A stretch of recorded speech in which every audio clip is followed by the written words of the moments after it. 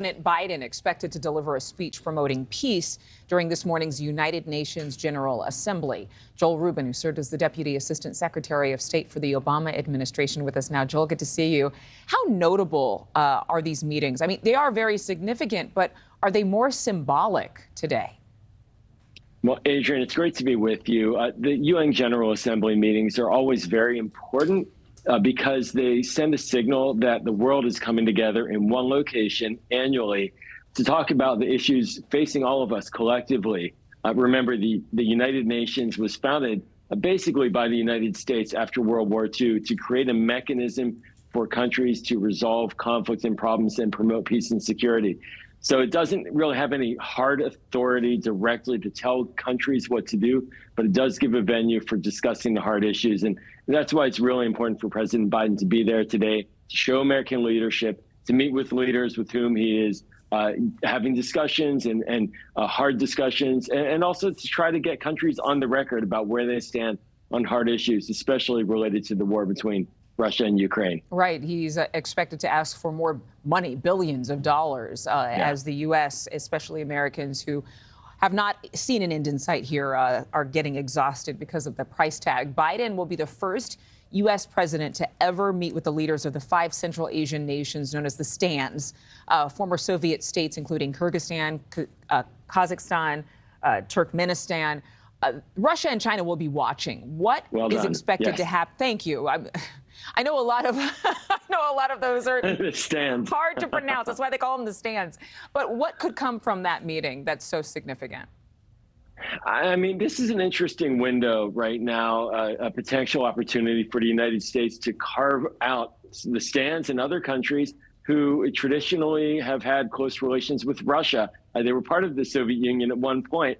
And so there are countries that matter to Russia, just like Ukraine and just like the Baltics. And President Biden will be the only major world leader there from the permanent members of the Security Council. There are 5 countries there. That means Russia and China, who are members of the permanent members. They're not going to have their leaders there. So President Biden, by doing these meetings, can try to cultivate different relationships and alliances, put Russia on notice, and also, of course, China as well, that the United States isn't sitting back passively and is engaging countries who want to have alliances and relationships with us.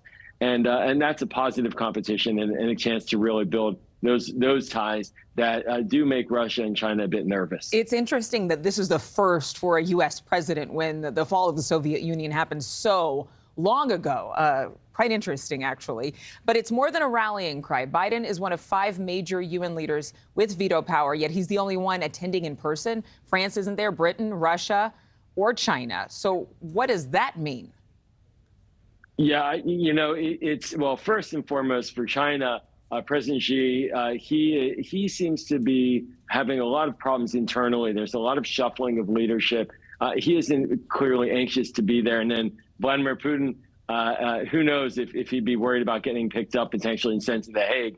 Regarding the UK and France, that seems they're coming up with excuses about domestic politics. But at the end of the day, all the world leaders will be there. If not these leaders, their representatives will be there. And it's an opportunity to meet. When I served at the State Department, I was up in New York at these meetings. There are so many venues for negotiations, conversations, and discussions, bilaterally, multilaterally, as you pointed out with the stands, that a lot of business gets done. And it just means that the United States has a greater voice at the table now with our leader there and the other permanent members not. And that's a win for the United States. Well, speaking of voice at the table, there's been a lot of criticism of President Biden lately, lower approval ratings, and then stumbles and fumbles with his speech. One could attribute it to his age. One could attribute it to his mental capacity or just the fact that he put his foot in his mouth again.